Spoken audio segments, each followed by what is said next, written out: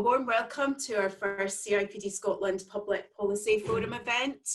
As like many other events in current times, this isn't how we intended to launch our forum, but I'm delighted so many of you have taken your time out of your day to join us. For those of you that don't know me, I'm Panglea. I'm the head of CIPD in Scotland and Northern Ireland.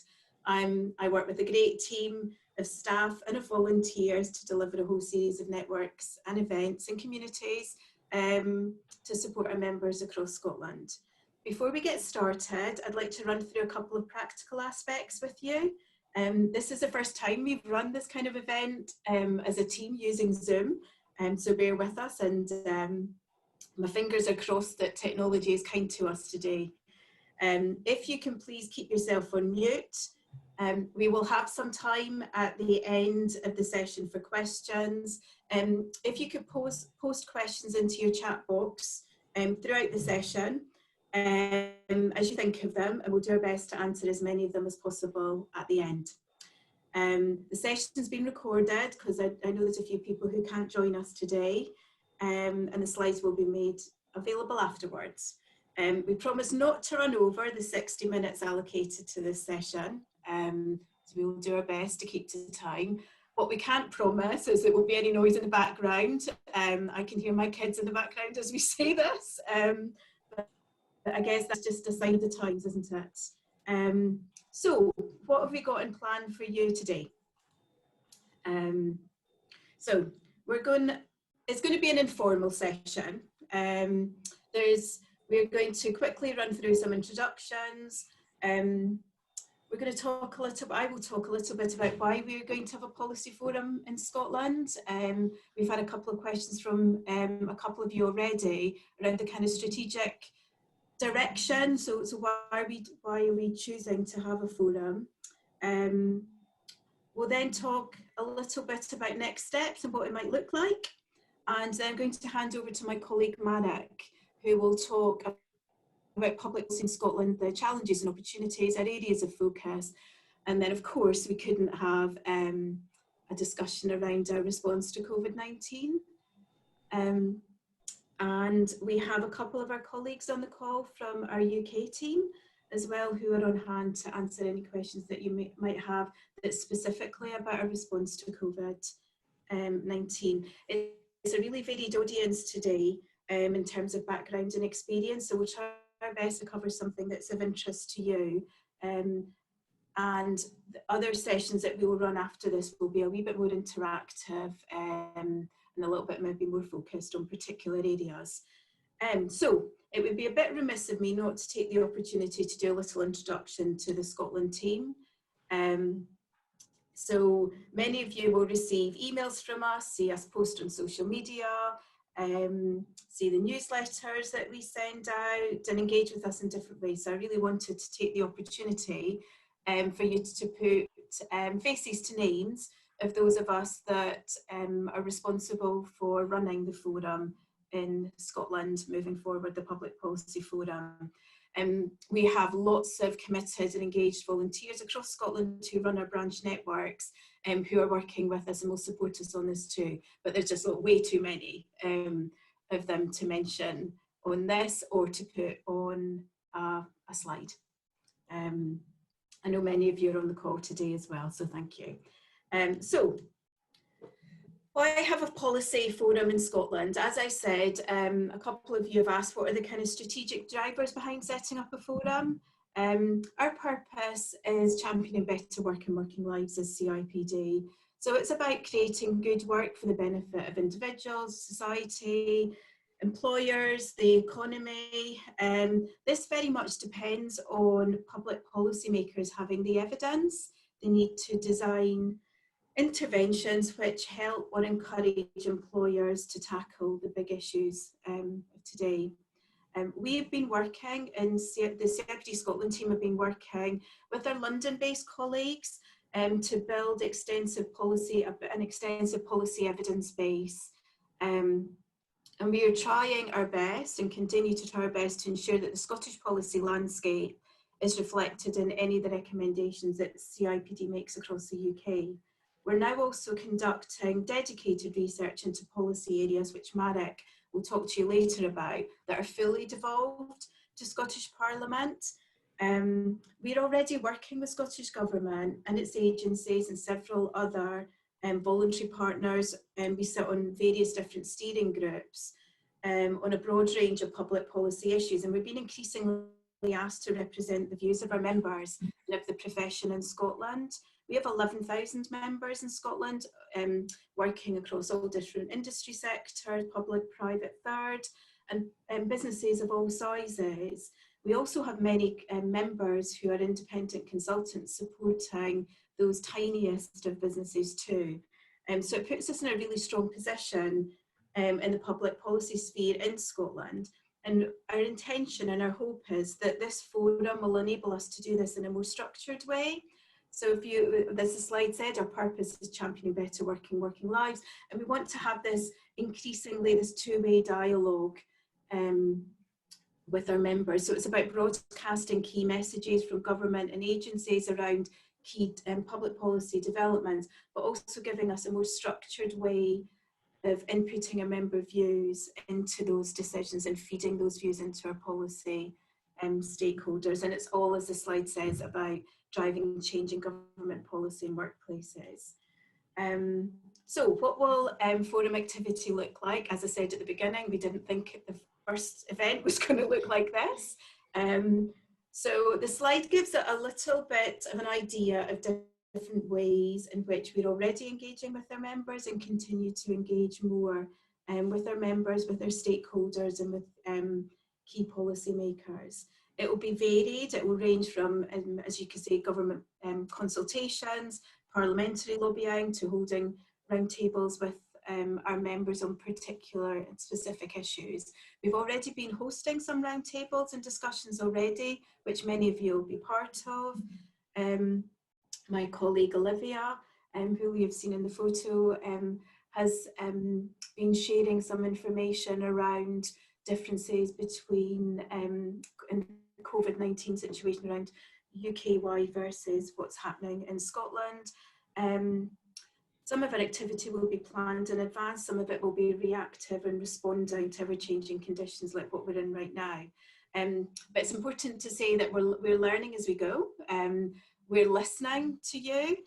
So if you have any ideas or thoughts or views that you would like to share with us around what we could be doing, then this is a perfect forum to do it in, both today but also as we continue. And it's really all about putting our purpose of championing better working lives at the heart of Scotland's public policy conversations. So on that note, I would like to hand over to my colleague Marek, who's going to share a lot more detail around public policy in Scotland and our areas of focus. So thank you. I'm not sure about a lot more detail, but I'll try and put a little bit more flesh on the bones of what we are planning to do over the coming months. Can I also just start by saying thank you very much for joining us in the first place. I know it's extraordinary times and everybody's under all sorts of pressure, so really appreciate it. Hopefully this will just be the first of many events. It's not the first event that we envisaged, as Lee mentioned already. Hopefully we can make the best of it. I can only apologize in advance if you hear children shouting in the background as well, or more likely my wife, if I'm being honest. But I think we're all in the same boat. This sort of forum tends to also amplify my accent. So please, if you don't understand anything that I'm saying, do ask questions in the chat, and I can maybe clarify later on. But I'll do my best to enunciate. On public policy, I thought it would be useful just to start by talking about some of the challenges and some of the opportunities, not just for us as an organization, but also for anybody really involved in public policy making in Scotland, be it think tank people or politicians or the third sector, etc., etc. So I thought I would start just by outlining some of the sort of key challenges, the way I think we see them right now. Probably the biggest challenge I think anybody that has ever been involved in public policy over the last 20 years recognizes this. Devolution is incredibly complicated.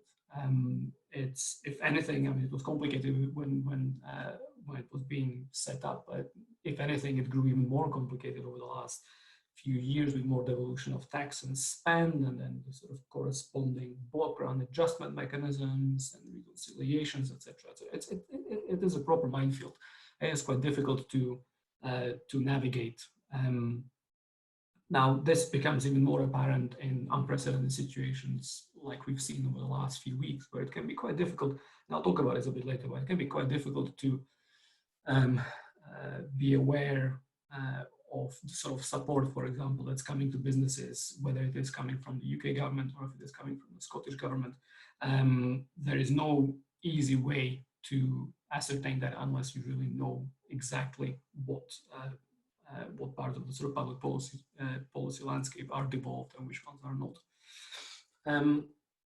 This complicated landscape also that means that the sort of public awareness of devolution, and especially of the sort of split and reserved and devolved powers, is actually pretty poor. I just saw this tweet last week, actually, which I thought I would share with you. This is Bright Blue, which is a sort of conservative-leaning think tank that's just starting to do some work in Scotland. They've done a poll of, I think, about 3,000 Scottish people, and I think this is actually quite instructive of the sort of of some of the confusion that exists. They asked about every single benefit, and they asked people whether this benefit is devolved or not devolved, or don't know, basically. And they found that every single benefit, the answer was either don't know or the answer was wrong. So I think this just sort of underlines the complicated nature of devolution. This is something anybody working in public policy has to fight against when we think about what to do and what our sort of public policy asks should be. The other thing that people will recognize, I think, especially over the last few years, the Constitution has really been the sort of driving force of any sort of political narrative, especially in Scotland. So these constitutional matters have genuinely overshadowed sort of proper public policy debates. The B word, if you remember that, I just noticed actually recently that it was almost exactly a year ago that we were going through the sort of second and third meaningful vote in the Parliament, and it just feels like it was a lifetime ago, even though we felt that this was the most important event of our sort of political lifetimes. But it all seems like it was a long, long time ago. While Get Brexit Done is and was a very effective campaign slogan, Brexit is of course nowhere near done, and this is something that will influence public policy, especially in terms of the sort of bandwidth of civil servants, of government, of policymakers. It will influence us for many, many years to come. Now, of course, the sort of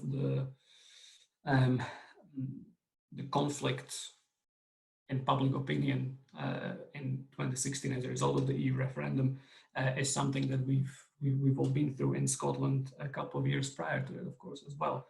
By which I'm trying to say is that the constitutional question and the question of Scotland's future in the UK, is something that is going to be at the forefront of quite a lot of the political debates for the foreseeable future as well. Devolution as a process, not an event, is a quote very often misattributed to Donald Dewar, but actually uttered by Ron Davies, the Secretary of State for Wales in 1997. And again, this just underlines how things have evolved and how policymakers in Scotland have to roll with the punches, as if to say, Scotland Act in 98, 2012, it was just being passed through the House of Commons and the House of Lords, when it was already obvious that it was going to be superseded by the Scotland Act in 2016 and the results of the Smith Commission. Brexit and the withdrawal agreement itself has required some changes to the devolution settlement, and there's likely more of them to come still. So it just requires us to be a bit more nimble. So that's certainly the challenge. Now, when it comes to challenges, it would be remiss of me to forget to mention, of course, COVID-19. As challenges go, it doesn't get much bigger than that. And there's one slide which I wanted to share with you. This is from the latest State of the Economy report from the Scottish Government's chief economist, and it just sort of shows you the level of economic impact that he is expecting. So this is the Scottish Government's estimate of a 33% fall in GDP as a result of this. Now, of course, this will have far-reaching impacts on public finances, the level of borrowing, on public policy itself, also on the labor market. And these are still just estimates based on what we think might happen, i.e. lockdown being eased from June onwards, which are all things that are, of course, still up in the air. Now, of course, where there are challenges, there are also opportunities. Well, I mentioned that COVID-19 was a challenge, but I genuinely believe it's also an opportunity, because I think that there will be a significant demand for creative thought, for trying to come up with interesting ideas, interesting responses, and I think we have a lot to say. And with your help, we'll be able to feed stuff into to policymakers and hopefully enact some change. I'll talk about the sort of areas of focus in a little while. In terms of another opportunity, you may have heard sort of saying where people say that in the policy world in Scotland, everybody knows everybody, which basically just translates into making Scotland a lot more agile in terms of responding to things. Change can happen a bit quicker. The very basic fact of Scotland being smaller in terms of size and population means that some of the big sort of public policy changes that have happened in the past have been able to be enacted a lot quicker than sort of in a UK-wide setting. And of course, we are also ahead of the rest of the UK in some policy areas. And I'll talk about a few of them later on as well. But on fair work, especially when it comes to job quality, I mean that there's a lot of work that has started in Scotland that has only later on been adopted by policymakers in the rest of the UK. Now, in terms of a more practical opportunity for the CIPD, we've got an election coming in 2021. So far, still planned for May 2021, although there's been some rumblings of potentially it having been delayed. But it is a great opportunity. It's an opportunity for us to put together public policy priorities and then try and influence policymakers as they are pulling together their election manifestos. So this is a great opportunity in terms of timing for us, which we will hopefully be able to take advantage of. Right, so that's just very briefly on the challenges and opportunities. I thought it would be useful just to look at some of the sort of areas of focus that we have identified, certainly for the coming months. Now, I should probably clarify, these are not exclusive. These are not the only things that we will be looking at, and they are, of course, not in silos either. There's a lot of overlap between them.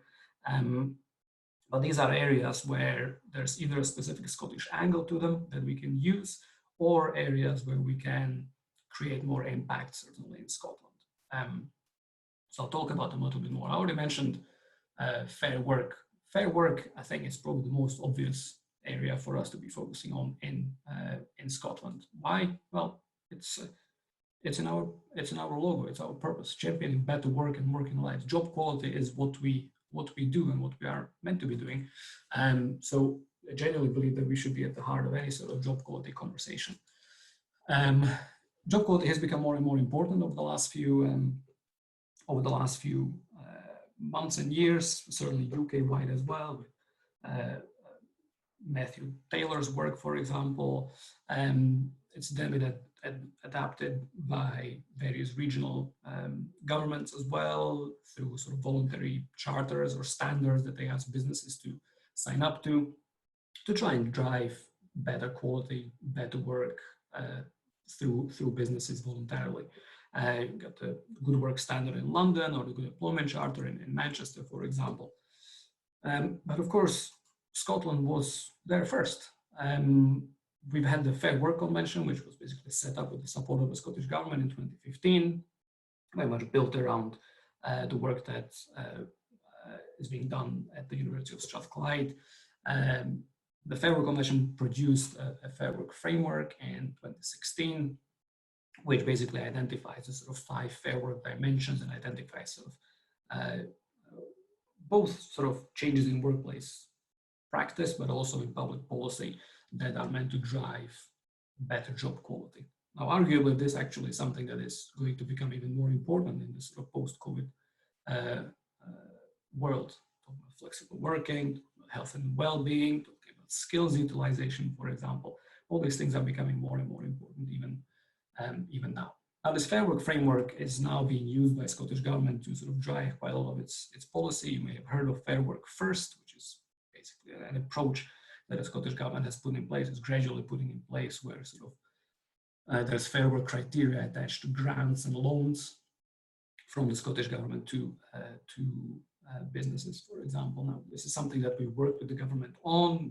We had a little roundtable, for example. Some of you may have been a part of that on Fair Work First. So it is an area of work that we've been active in and that we will continue to be active in, certainly. The second area that I want to talk briefly was skills. Skills is a pretty obvious one, primarily because it is an area that is fully devolved. I say pretty much fully devolved because there's a little bit of overlap there with things like the impact of the apprenticeship levy, for example, or some R&D funding for universities, etc. But by and large, it is a fully devolved area. And skills are extremely important, very important for the CIPD as an organization, very important for the people of the profession. Very important to, of course, the economy, to businesses themselves and their productivity, and of course, individual well-being as well. We know that job quality is, for example, linked to things like skills utilization, where you feel that in your job you are able to use your skills, for example. Now you may have heard of Industry 4.0, as well as this idea of a spread of artificial intelligence and machine learning and big data, automation, etc., etc. Some people will shorthand refer to it as jobs coming to take our jobs, although that's very much an oversimplification, as most research will show you. Nonetheless, the debate over where skills development fits into this new world is very important. We talk about what is the right mix between vocational and academic qualifications, for example. What about things like essential skills, meta skills, human skills? So in other words, the skills that at the moment we don't think the robots will be able to do or possess. How do we adapt our skills development system to reflect this new reality? A big part of this, for example, is focus on lifelong learning as well, which is something that we really want to look at. We know, for example, this is not just in Scotland, this is UK-wide and predominantly worldwide as well. Funding is very much targeted at young people, mostly under 25s. And there's very little sort of recognition in the skills development system of the sort of idea that you will no longer just have one career after you finished your studies, but people will have 2 careers, people will have 3 careers as well. And that's how fast the economy is changing. And it is something that that will need to be reflected in public policy. Right, the last area that I want to mention very quickly is productivity. Productivity is a term that you may have heard mentioned a lot more recently, primarily because of what we refer to in the UK as the productivity puzzle, which is basically the fact that our productivity growth has stalled after the 2008 recession and has quite simply not kept up with other competitors. Same in the UK, same in Scotland. Scotland seems to be doing maybe slightly worse at times, but the statistics broadly show that we underperform both UK-wide and in Scotland. The little graph that you see there actually, incidentally, is from the Scottish Government's National Performance Framework, which is sort of a set of indicators that the government wants to use to estimate how it is performing. And this is looking at how Scotland is performing vis-a-vis its sort of OECD partners and where it sits on the scale of 37 countries in productivity. The productivity, I should have said from the beginning, is basically how much we produce per input of an hour labor, for example. And you see that from 2007, we've been sitting in position 16 throughout the entire sort of last 11 years. So there's been basically no improvement in our performance. Now, it's called a puzzle for a reason. That's because there's no silver bullet. Of course, there's no right answer to how to solve the productivity puzzle. But these are some of the things that research usually mentions. These are some of the things that are important to improving productivity, some sort of productivity drivers. And if you look at it closer, you will notice actually that quite a few of those things are very relevant to what the CIPD does. People management, especially among sort of small and medium enterprises. Skills, again, skills, matching demand, continuous skills development, etc., etc. Job quality, increasingly important in sort of productivity research as well. All things that we have a lot to say about, and we want to have a lot more to say about them. There's also sort of broader discussions about what the sort of policy responses would be to the sort of productivity puzzle, and you may have seen this mentioned, especially as part of the last sort of general election campaign. A shorter working week, is this a feasible option? For example, more flexible working, different starting times, etc., etc. And this idea of a universal basic income as well. That's a lot more overarching, of course, as well, but the sort of basic principle being, with a sort of guaranteed level of income, workers' well-being improves, and therefore their productivity improves as well potentially. It's obviously not as simple as that, but I just put it in there as some of the sort of more radical things that are being discussed right now. So that's the three areas. I thought I would mention some of the specific projects that we have coming up over the coming months, which are all actually quite nicely aligned with these three priority areas. First thing, probably the most important thing, is a Working Lives Scotland report. Now, most of you will have probably heard of the UK Working Lives report. This is a big research report that we do every year, have done for the last couple of years anyway, based on a survey of over 5,000 people across the UK, all written around sort of 7 dimensions of good work, which effectively estimates and looks at job quality across various sectors, industries, etc., etc. Very, very interesting report, and a very influential report as well, because it's been picked up by government, and it's one of the most important bits of work that we do as a CIPD UK-wide, certainly. Now, what we wanted to do this year was to create a Scottish version of that, and we are planning. I mean, it's pretty much written. We will hopefully be releasing this in June. Obviously, some of that has been overtaken by events with the coronavirus, but it still will provide the only snapshot of job quality in Scotland that has ever been done, as far as we can tell, based on a survey of employees across Scotland. We want to launch this in June. We'll follow with the Scottish parliamentary reception for MSPs as well. Quite a lot of engagement planned with politicians, MSPs, etc. So this is a really exciting thing, which will hopefully be able to deliver some impact for us in Scotland. Lifelong learning, I mentioned already. So we're looking at working with an external partner on a sort of research report around lifelong learning to see what sort of public policy responses are necessary to try and shift the dial on lifelong learning a little bit more, which will hopefully be published in autumn, so nicely aligned with sort of skills area there. And on productivity, this is again one of the most exciting things, I think, of its kind that I've seen. It's something called the Propel Hub, which is led by the University of Strathclyde.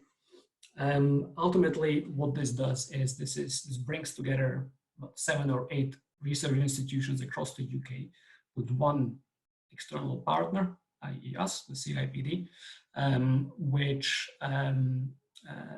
the purpose of the hub is to try and distill academic research and filter it through changes in workplace practice, all around job quality and productivity. It's a big project funded by the ESRC, running for 2 or 3 years, and we're very, very excited to be a part of that. And the last thing here, of course, was the election manifesto in 2021. I mean, I think as a sort of this distillation of all the work that we're doing as part of these research projects, plus the engagement that we do with you through the policy forum, we will come up with a series of public policy asks that we want to put together in an election manifesto that we can then take to policymakers to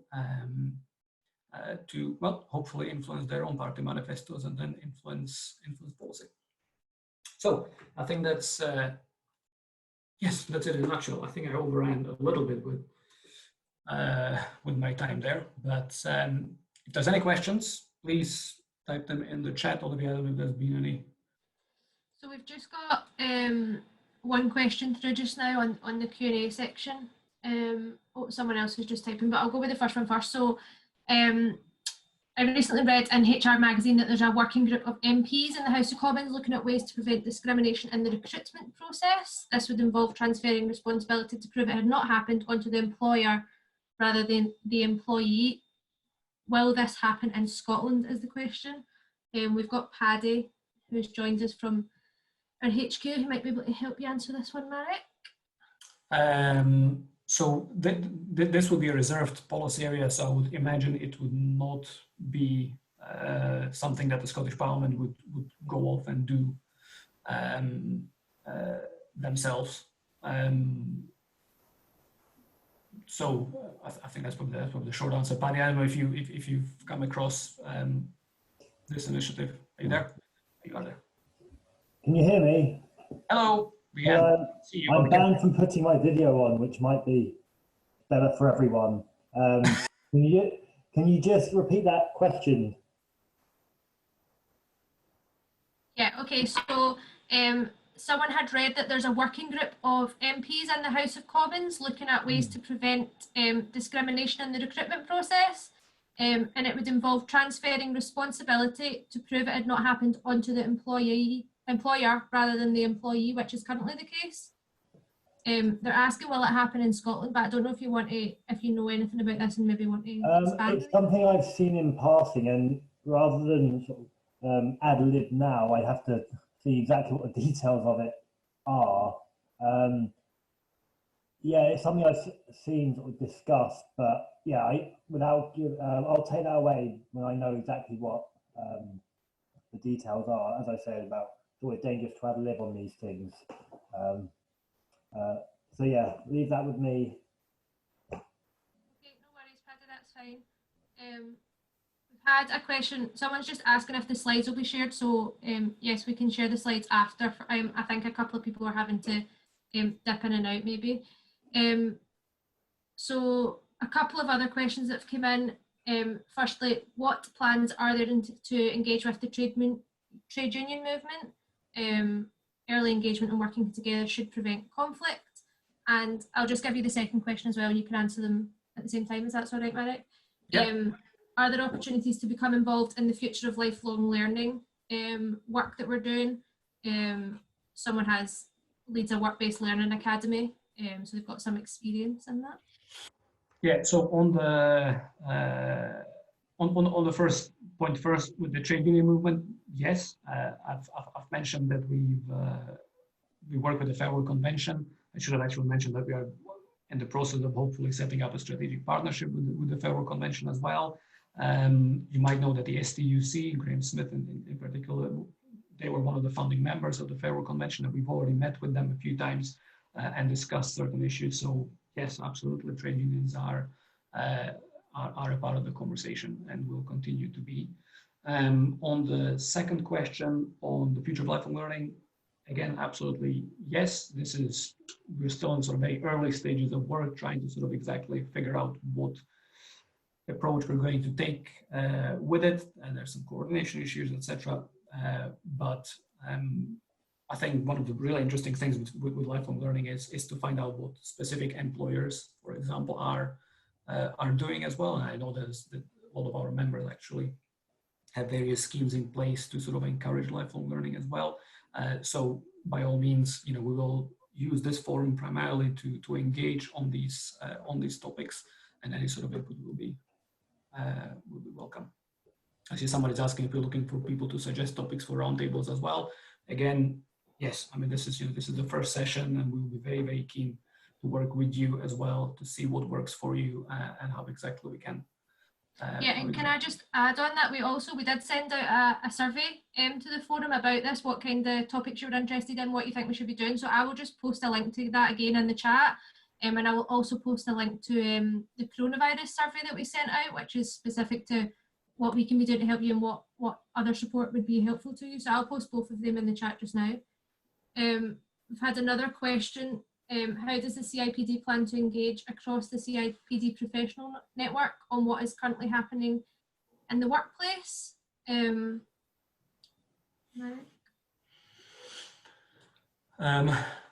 So this forum is only one form of engagement.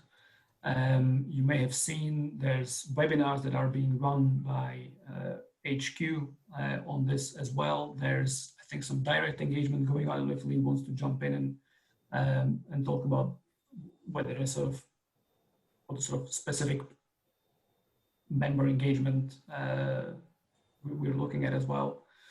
I mean, I've personally been involved with our community section on the website as well, which is I personally found quite useful. But yeah, I mean, this is just one of several routes into engagement. It might be. Can you hear me? Sorry, yeah. I think I've taken myself off mute. There's just a couple of points. So on the COVID-19, we do have after we do these quick Q&A session, we do have a couple of slides specifically on what we're doing about COVID-19. So we will kind of come on to that. From looking at what we're doing across member engagement, Olivia and Marek have both, or Marek at least, has made reference to our coronavirus hub. So if you've not looked at that already, I would urge you to look at the hub, and as part of the hub, that's where all our research and our insight and things around COVID is shared. But we also have a series of webinars that are running, as Marek referred to, that are taking place on Fridays and Mondays. And we have a live Twitter Q&A on a Wednesday. So that's one thing we're looking at, and we're also looking that we're delivering, and we're also running a series or planning a series of podcasts. As well as that, our branches, our volunteer networks are running some great roundtable discussions and networking sessions that are very much focused on COVID-related discussion support. So I would urge you to look at the branch networks too. But we could probably come on to some of the more COVID-related stuff next, if that's okay. Just one final point on the trade union question. We run different member networks across Scotland, and one of the networks that we run is for individuals who work in senior ER and IR roles. And that's a network that meet sort of 2 or 3 times a year, albeit at the moment we're looking at how we engage with that network for obvious reasons. But the next one that was planned to run quite soon is around the voice of the union. So maybe, Tony, we can pick up with you separately on some ideas that you have on that, because I think it's a really good point, but something that's very much forefront of our mind, as Marek said, around the Fair Work Convention engagement, but also around some of our other networks that we run. So I'll mute myself now, Marek. I think we should probably push on, because I realise we only have less than 20 minutes left. Just got one more question that's not related to COVID, so can I ask that whilst we're talking? Yeah, go on.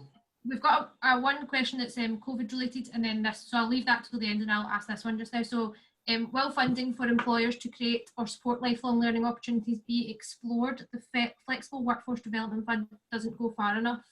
So is that something we can call for? Yeah, so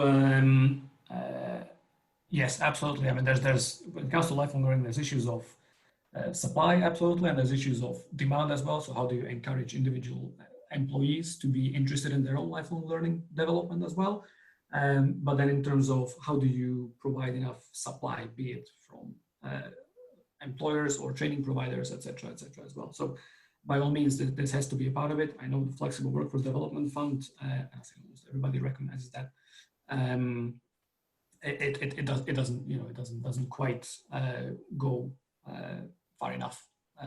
So yes, funding has to be a part of that. As I said, COVID will probably change quite a lot of the sort of public finance landscape, so we'll need to take that into account. But it will have to be, yes. Okay, I think we'll. Is that okay? I think we'll just move on, just so we get a chance to cover some of this stuff as well. Yeah, I mean, look, originally we were not planning on doing anything beyond the sort of more general public policy questions on the forum, but you know, genuinely there is only one game in town right now, and that is how to, you know, how everybody's dealing with the outbreak of a global pandemic. So I thought we would spend at least a few minutes on this in particular. Olivia has, I see she shared the link to our Survey Monkey, which is one of the sort of first pulse surveys that we did on this. I'm going to share a few of the sort of interim results of that. But I would encourage all of you, please, if you've not responded to the survey, please do that. It will only take a few minutes, and you'll answer some of the sort of basic questions and give us a very good idea of where things are at. In terms of the response, I will not be spending too much time on this, but the one overarching thing that I will say, I mentioned evolution was a challenge, but one of the most encouraging things for me personally has been seeing two governments largely cooperating actually very well when it came to responding to the coronavirus. I know, you know, we'll spend months and years probably debating whether the response was too fast, too slow, too little, or too much, but I think what's been encouraging is seeing broadly UK-wide approach and two governments, which, let's face it, had been at loggerheads for years over almost any other issue, work together. So this is just a very quick sort of summary of some of the key forms of support that we have seen introduced just now. I put in some of the numbers just for illustrative purposes. You know, the job retention scheme, 40 billion allocated to that. Now that's more than the Scottish government's annual budget, just for scale, and it's, you know, it's likely going to have to be extended slightly further as well. Grants, reliefs, there's been a bit of back and forth over whether the government has designed the grant system appropriately. In Scotland, there's been some slight changes to the UK scheme that's targeted at in England, but largely it's a very similar approach. I'll just briefly run through the survey which I mentioned. One of the questions that we asked was about whether the organization that you work for feels it receives sufficient support, and actually it's quite encouraging to see over half of the respondents saying there was sufficient support. Looking at this, the clarity question, whether it's enough clarity over how to access support, the thing that jumps out for me is this, which is no for Scottish government support. It's probably something that we can relate to our contacts in the Scottish government on how to signpost the advice slightly better, perhaps. In terms of the sort of long-term impacts on the organization's operation, concerning to see over half of you expect redundancies, permanent redundancies. This is despite the sort of job retention scheme being in place and protecting quite a lot of employment, could indicate that it will be, you know, a short-term sticking plaster, but long-term impacts might still be quite significant. Some of the other questions here: what's the sort of support that you as an organization provide to your furloughed workers? Health and well-being support, that's also something that you have asked for from the Scottish government, with increasing investment in skills. It's not coming up here, but increasing investment in skills development coming a close second, which is very good and aligned to some of the work that we've been doing with the government that I can talk about briefly in a few seconds as well. And then here's some of the sort of initial lot comments from the two open-ended questions at the end of it. This one here, for example, providing clarity on the different support available from Scottish and UK government. You may have seen Olivia has done a very good video on the sort of differences in of the support that's available. You can see that, I think, on our social media channels. Paste the link into the chat box as well, so you can access it quickly if you need to. We intend to update that regularly as and when needed, obviously, as and when things change. On next steps. Now, when it comes to sort of public policy engagement, we do things in public. We also do things in private. You may have seen on a sort of devolved area, we sent a letter to Jamie Hepburn from Lee and from Peter Cheese, our chief executive, with a sort of relatively simple policy idea, which was an extension of so-called individual training accounts to workers on furlough. Individual training accounts are provided by Skills Development Scotland. Effectively, just give £200 to an individual to spend on some sort of skills development. Now, we do know that furloughed workers, will have lower regular job demands over the coming months. So this made perfect sense to us to try and encourage a bit more individual skills development, and obviously all has to be seen in a sort of broad conversation about lifelong learning and skills development. But in terms of things that can be done quite quickly with a bit of additional money, of course, this was one of the things that we asked for. But we'll be doing more engagement on skills in particular during this time, because all the research evidence shows that it's incredibly important that skills development continues, especially during times of recession. Good evidence from the previous recession on this. The online learning platform, I should have mentioned, this is something that there is some work being done on this. The Welsh government have actually done this themselves last week, where they basically created an online platform where they pull together any sort of free courses for skills development online. I think the Scottish government and UK government are potentially looking at doing something similar as well. Now, on the reserved issues, I hope I can bring Paddy in, and if Ben is on as well. I can only see two Paddies. Yes, I think Ben's come through my link as well, so there are two Paddies that will appear. Two Paddies. Well, yes, I think one of really disconcerting thing was. Usually, I wouldn't wish that on anyone. Good thing. No, I wouldn't wish it on my worst enemy, but I think Ben is there. Ben, can you there? Is he on mute? So can you hear me? Hey, excellent. Yeah, sorry, I'm apologies coming through as Paddy as well. I'm not quite sure what happened there, but yes, I'm here. Yeah, so I thought the two of you might be able just to say a few things on sort of how to improve the flexibility of the jobs retention scheme. So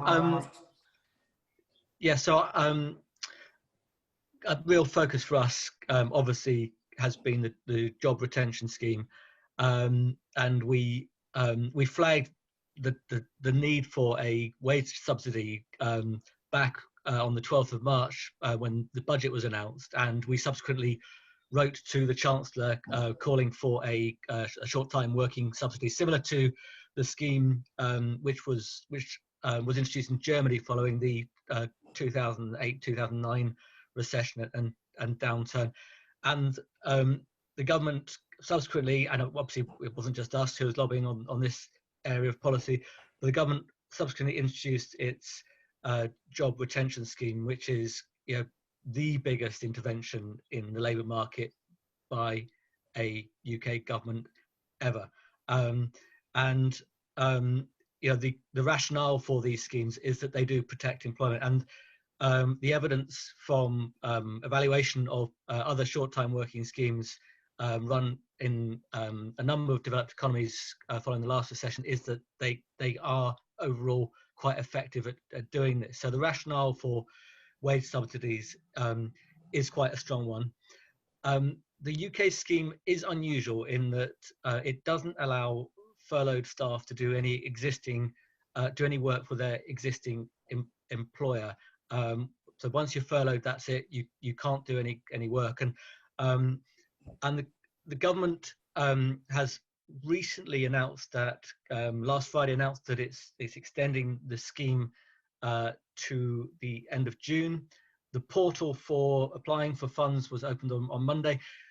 We've been saying that now is the time the government needs to start thinking a bit further ahead, because even to the end of June, it means that in less than a month's time, some employers will have to start redundancy consultations for collective redundancies.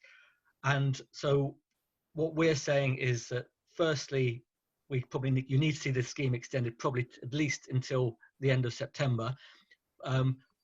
But just importantly, it has to be made more flexible to allow short-time working. And this will help employers to respond more flexibly as and when the lockdown measures are gradually unwound. And we also know from talking to HR directors and some of our HR consultant members who are working with small firms that it is extremely difficult from a sort of staffing perspective to juggle the sort of skills that you need and to manage your workforce if you're having to furlough staff completely. So we think there's a very strong rationale to make the scheme more flexible.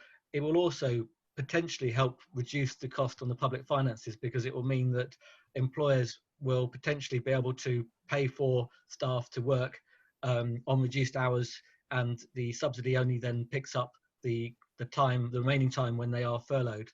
So we have written to the Chancellor last week, and we are continuing to lobby on this issue. We've got some research coming out next week which should shine more of a light on this issue. We ran a poll in our e-update, the CIPD's weekly e-update last week on this issue, and it showed that 70% of the 250 respondents said that it would be either extremely or very useful if the furlough scheme was made more flexible to allow existing employees to work reduced hours where that was possible. So this is an area that we're very much focusing on. But we are engaging with lots of different parts of government on this issue and a whole range of other issues in relation to COVID-19. I don't know whether, I'm happy to take any questions on the furlough, or I don't know whether, Paddy, if you want to touch on the areas of engagement with government. Yeah, I'll do it very quickly, just conscious there's only 5 or so minutes left, but I think Ben's covered the main bits of the lobbying in terms of what the asks we've been making of government. There's something else we've been doing, that some of our self-employed members that may be relevant to some of you joining today, and those that predominantly pay yourselves through dividends, or those that pay themselves through dividends, have fallen out of scope of some of the government support. So what we've also set up in the last couple of days is we are talking to government about this. They're aware that, because it does affect a proportion of our members. What we have done is encouraged our members that are affected to write to their MP, and I'll put a link to that in the chat. So we're encouraging them to lobby on that in that regard. But then just ongoing conversations with a range of departments, including Department of Work and Pensions, Department of Education, about skills. We expect there to be some form of portal open sometime soon to encourage employers to encourage training of people either on furlough or those that may be made unemployed. And then around furloughing, we've had a lot of input into guidance that you'll see just before it came online on Monday, and then the business department as well. So there's a lot of various conversations that government themselves have put input into the research that's coming out next week. So yeah, lots of two-way conversations, feeding in what our members are saying, but also translating what is coming out of government into practical guidance for our members.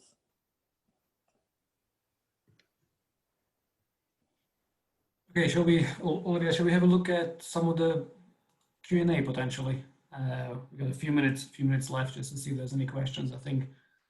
A couple of questions. So the first one, regarding COVID-19, is there an opportunity to partner with the Institute of Employment Studies, specifically in terms of productivity and the quality of work? Well, we do. I mean, we have good links with IES. Is there a particular project that they are looking at that? In relation to, they've been analysing remote working and shared interim findings in April, just passed.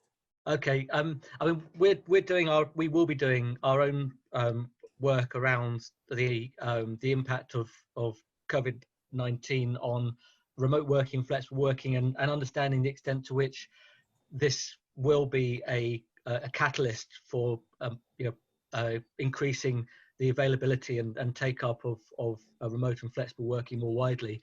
But obviously, we'll look at other data which is being produced, and so we'll obviously use that to ensure that we're positioning that piece of research effectively. And as I said, we've got good links with IES and speak to them regularly. Thanks, Ben. Marek, this is a question for you. I don't know that you'll be able to answer, but I'll just ask anyway. The individual training accounts fund is currently closed. We don't know when it's opening to new applicants. I don't think we do, but you might have a rough idea of maybe. Well, I should have mentioned when I was talking about the letter. I mean, part of the ask is for when they open again, because they work in phases. So they get opened up and see how popular they are, and then when the particular sort of number of applicants is reached, and then they are closed. Now, the last 3 times it's opened, it's always been extremely popular. I think it opened in January for about 4 weeks, and I think they reached 10,000 applicants very, very quickly. We know that they are currently, the government and SDS are currently in discussions over the next phase of IPAs and whether they are a part of our sort of collective response to COVID-19. And that's why we thought sending that letter was actually quite timely, because we thought, right now when the decisions are being made, we should be engaging with the minister and with officials. Looking back at last year it opened, I think, sometime in June for the second phase, but there's nothing, there's nothing guaranteed that it will happen again this time. Okay, just one last, not really a question, more of just a comment and some thoughts, but someone just saying that obviously your slide on the government's cooperating is quite interesting, and it just demonstrates that when there's a time of crisis they can come together and work together. So I think you said that that was positive for you. You've seen that in the last few weeks. So yeah, I mean, look, we don't want to bring politics into this, but I think cooperation is always preferable to competition and conflict. I think that probably goes without saying, and we have seen that over the last few weeks more than we have seen it, at any point that I can remember. Certainly, I've been involved in politics since 2011, so it's been encouraging for me personally to see. I think probably for most people as well. Okay, 13:01. We're almost breaking our promise. We are. I did promise that we would stop on time. I think we've answered all of the questions. If there's any more, anyway, I think this is the email to use. We will be in touch very soon. Obviously, the slides will be made available, and there's a recording as well, so we will make that available to everybody. And there's already a few things being planned, especially with the Propel Hub, for example, might be quite soon, some sort of an engagement session, as well as around Working Life Scotland. Once that is published, we will hopefully be doing these pulse surveys a bit more regularly as well. So by all means, please just stay involved, give as much time as you can in your busy schedules, and encourage anybody else who wants to be a part of it to sign up. I think the response has been very good. I'm not sure what we anticipate, but the response has been very, very positive, and hopefully we can just grow from strength to strength. And I've just put, for anyone that needs it, the link to the Coronavirus Hub just in the chat there. So if you're looking for any support or any kind of insight, it's there available to everyone. Yeah, and I just jump in. I also included there a link to the blog I put together to encourage our independent members to write to their MPs, and the letter we wrote to the Chancellor. I don't know if there's going to be a follow-up email that you can include these in as well, Scotland team. Yeah. Okay. Thanks, Paddy. So we're 2 minutes over, so I have broken my promise. But if we'd like to say thank you to everyone who has joined us today and lasted the entire discussion. We're listening and we are learning, as I said earlier, so we're really keen to hear from you as to what we could and we should be doing around COVID-19, but also the wider policy agenda that Marek's referred to. We will reach out. I haven't mentioned this to Olivia and Marek yet, but I think it might be quite interesting to reach out to you after this to just ask you your thoughts on some of the things that we discussed quickly after this, and we have other things in planning. So thank you, and we look forward to working with you on this.